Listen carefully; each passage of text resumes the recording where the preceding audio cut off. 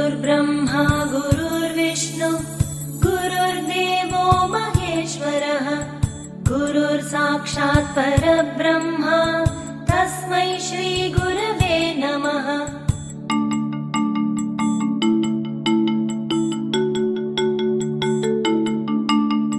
पटविटपि समीपे भूमिभागे निषण्ण सकलमुनि जनानां ज्ञानदातारमारात् त्रिभुवन गुरुम् ईशं दक्षिणामूर्तिदेवं जनन मरण दुःखच्छेददक्षं नमामि।